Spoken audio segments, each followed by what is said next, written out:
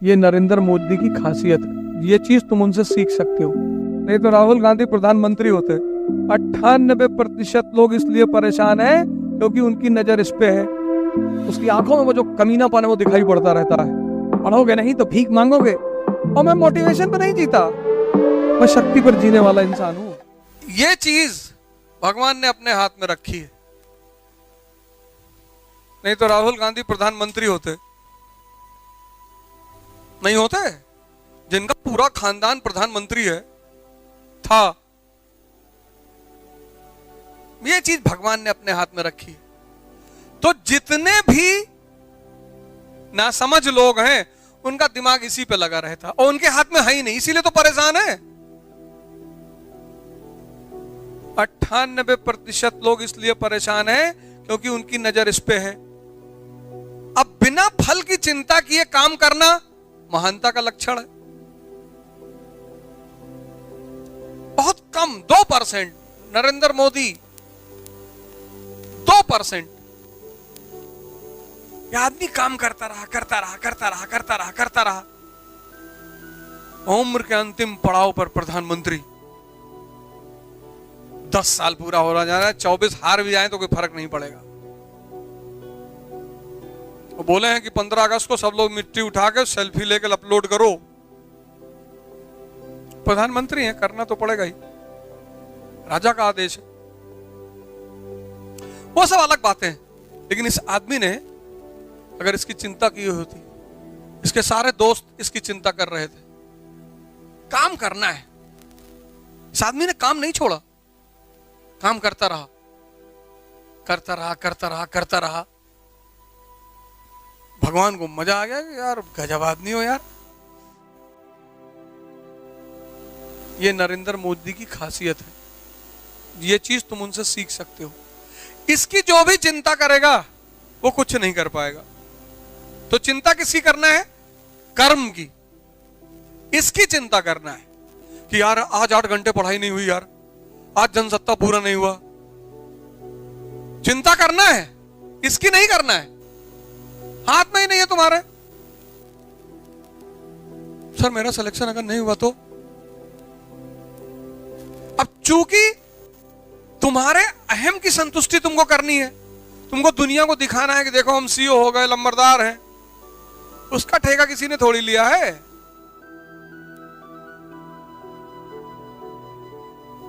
तुमको अपने अहम की संतुष्टि करना है, एसडीएम बनना है, गांव वालों को दिखाना है, पड़ोसी घर में आग लगवानी। यहां जितने लोग तैयारी कर रहे हैं 80% इसी रोग से ग्रसित हैं। हमारा रिश्ता आया था और हमारे पटीदार हैं, वो कह दिया कि लड़का थोड़ा सा गांजा वांजा पीता है। और गांव वाले इस सब चीज में बड़ा मजा लेते हैं, सभी लेते हैं, शहर वाले नहीं लेते, ये भी लेते हैं, सब लेते हैं। और जान जाते हैं कि तिल कहरू आए हैं, और रास्ते के दोनों कोने मिलेंगे कि यार चौबे की यहाँ गए रहा। अच्छा जितेंद्र वक्त शादी आदि बढ़िया है, लड़का है। एक बार गांजा पीते पकड़ा गया रहा, लड़का ठीक है लेकिन वैसे कोई बात नहीं है। पता लगा 4 साल से तुम्हारी शादी ही नहीं हो रही, अब तुमको बदला लेना है। इसका ठेका भगवान ने थोड़ी ले रखा कि तुम्हारे बदले की भावना को पूरा करे वो।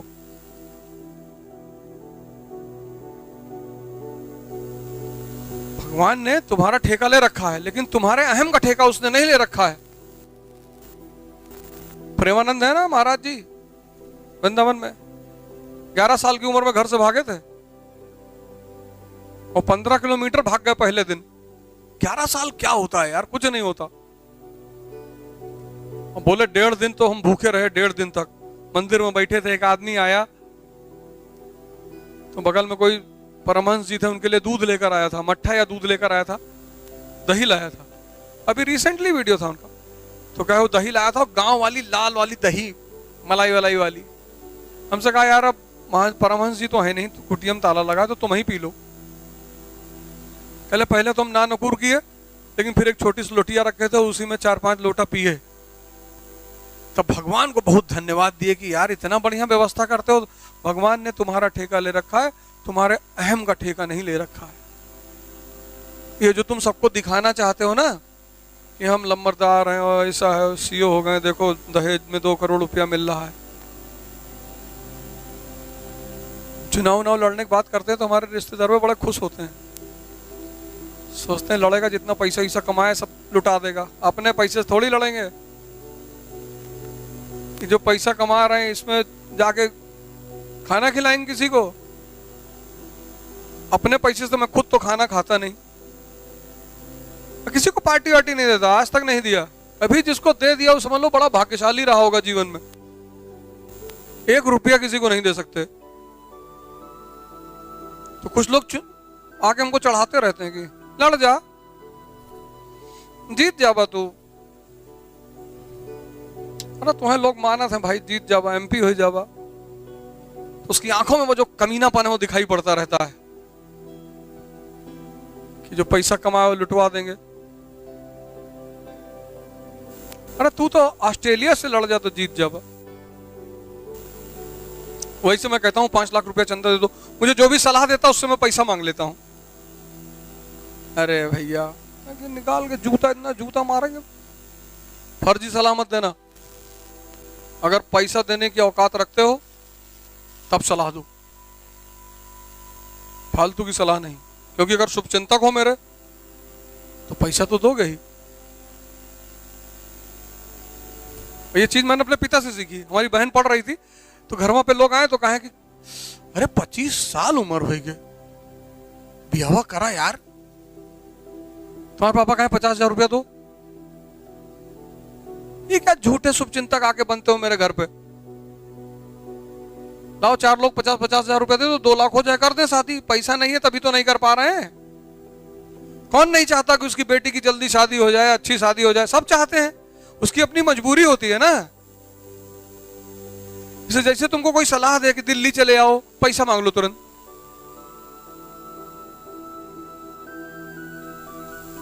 अगर बहुत सारी सलाहों को अपने जीवन में रोकना चाहते हो तो सबसे बड़ा सूत्र यही है, पैसा मांग लो।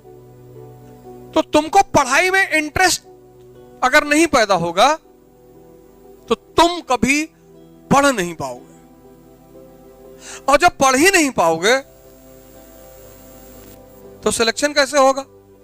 तो सबसे पहला काम यह करना है कि पढ़ाई में रुचि पैदा करना है। अब सवाल उठा कैसे। तुम देखो जहां भी रुचि है वहां स्वतः जाने का मन करता है। बच्चों से कह दो मॉल चलना है, 2 बजे रात में उठ के तैयार हो जाते हैं, चलो। खुद ही पैंट उठा लाएंगे सब। वाटर पार्क चलना, चलो। स्कूल जाने के लिए बच्चे बहुत नाटक करते हैं। यहाँ किडनी में दर्द हो रहा है, किडनी इधर है बे, अच्छा इधर है किडनी। क्यों करते हैं? क्योंकि स्कूल में शिक्षक दबाव बनाता है, खुद तो उसको कुछ आता नहीं, बच्चों पे दबाव बनाता है, टॉर्चर करता है। पढ़ोगे नहीं तो भीख मांगोगे। तुम भी तो भीख है मांग रहे हो। कितनी सैलरी है बे? कल पटना में मैं था, मेरे एक शिक्षक वहां पे हैं, उनको कल मैंने बुलाया, सम्मानित किया। एक ही शिक्षक। उस आदमी ने मुझे कभी डिमोटिवेट नहीं किया, कभी नहीं। हालांकि उन्होंने मंच पे कहा कि यार आज ये जो कर रहा है किसी को भरोसा तो हो नहीं रहा है, लेकिन मुझे इस लड़के से लगाव था। और ये बात एकदम सही है, ये शिक्षक का धर्म है। एक टीचर थे जो मेरे कंधे पे हाथ रखते थे। क्या बे, आर्मी से थे, और हमको छोड़कर बहुत लोगों को मारा उन्होंने। फौजी आदमी जिसको पकड़ ले मार दे 20-25 हाथ, पर हमको कुछ नहीं बोलते। बोले बे तुम कुछ करोगे बे, तुम्हारे अंदर एक अदा है।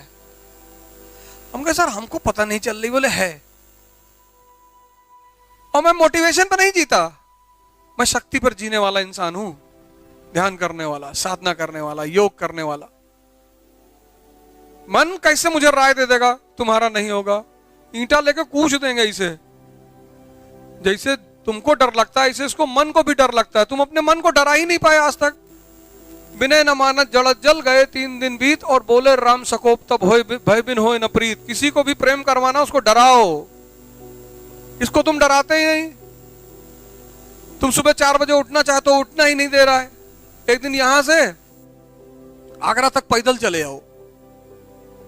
कि मैं तुम सुनते नहीं हो हमारी, देखो कैसे गिड़गड़ाएगा। खाना मत दो इसको, खाना ये नहीं, पेट को खाना क्या पता, खाना कौन मांगता है, ये कौन कहता थोड़ा आराम कर ले, ये कौन कहता खैनी बना लो थोड़ा मोमेंटम बन जाएगा, ये सब पेट थोड़ी कहता है, ये सब तो मन कहता है। यही तो तुम कहते हो कि मन कर रहा है चाय पी ले, मन कर रहा है थोड़ा एक राउंड हो जाए, मन कहता है आज अंडा करी बने, कभी तुमने कहा पेट कह रहा है? तो जब सब कुछ तुमसे मन कह रहा है, विवेक पैदा करो, यही तो है विवेक। स्वामी विवेकानंद से एक आदमी ने पेरिस में कहा गुरुजी, बोले हाँ, बोले गुरुजी तुम बोलते बहुत हो, भगवान पे बोलते हो, गीता पे बोलते हो, धर्म पे बोलते हो, पर हम जो विषय देंगे शून्य पे बोलते हो, पर हम जो विषय देंगे नहीं बोल पाओगे। विवेकानंद कहा जूते पे बोलो। स्वामी जी ने कहा कि देखो भैया, जब जूता नया नया होता है तो काटता है। अच्छा, बोले तो जूता काटता है। बोले 1 साल पुराना हो जाए तो उसमें से आवाज आने लगती चू चू कर, तो बोले जूता बोलता भी है।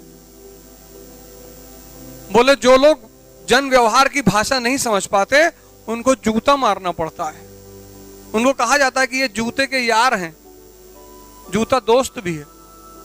बोले जिसको मिर्गी आ जाती है उसको सुंघाया जाता है, जूता औषधि भी है। जो फुटबॉल में सबसे ज्यादा गोल मारता है उसको गोल्डन बूट दिया जाता है, जूता सम्मान भी है। तो देखता रहा इसे स्वामी जी को। अरे बोले वे और सुनो, बोले पश्चिम सिनेमा में जब कोई अच्छी सिनेमा बोलते बनाता है तो उसको गोल्डन बूट अवार्ड दिया जाता है, जूता अवार्ड भी है। और बोले जूता राजा भी है। कहा कैसे? कहा जब रामचंद्र जी जंगल गए तो भरत उनका खड़ाऊ सिंहासन पर रखकर राज किए, तो जूता महाराज भी है। बोले जाओ वे इंडिया से आए हैं, हम ध्यान करते हैं, ध्यान कि जो तुम पश्चिम में पढ़ते हो ना, हम पढ़ने पे ज्यादा भरोसा नहीं रखते, हम ध्यान करते हैं, अपनी अंतर्दृष्टि का विकास करते हैं। रिक्शे वाला भंडारा करा सकता है? देखो, रिक्शे वाला भंडारा करा सकता है? पैसा पैसा पैसा। अरे एक मुट्ठी आटा जमीन पे डाल देगा, चींटियां खा लेंगी, हो गया भंडारा। भंडारा खिलाना ही तो है। एक मुट्ठी चावल छत पे फेंक देगा, चिड़िया खा लेंगी, हो गया भंडारा। 10 रोटी निकाल के 5 गाय को खिला देगा, 5 कुत्ते को खिला देगा, हो गया भंडारा। इन दुष्ट इंसान को खिलाने से क्या फायदा? खाएगा भी भंडारे का, गाली भी देगा, नमक साले ज्यादा डाल दे।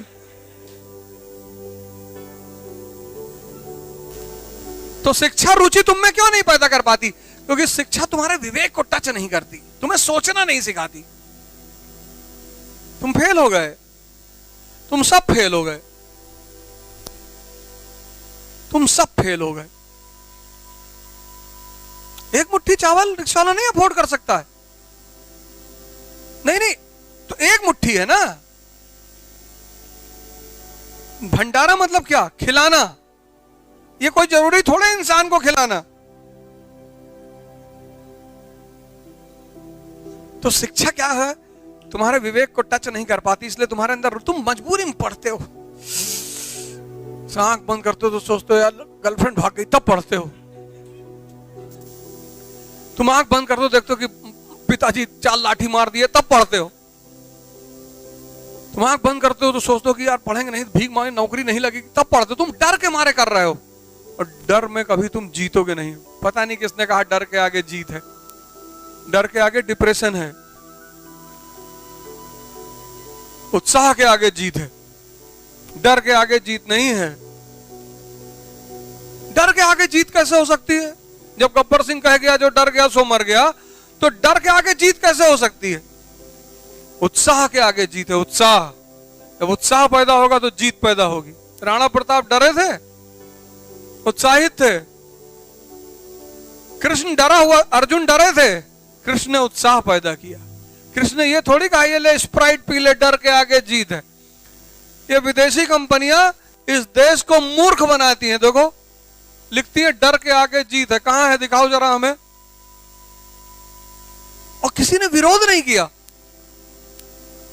किसी ने विरोध। इस 1 अरब 50 करोड़ के देश में स्प्राइट पे मुकदमा कर दो, तुम लोग को पैसा देगा वो। उल्टा सीधा स्लोगन बनाते हैं, डर के आगे जीत है। डर के आगे डिप्रेशन है,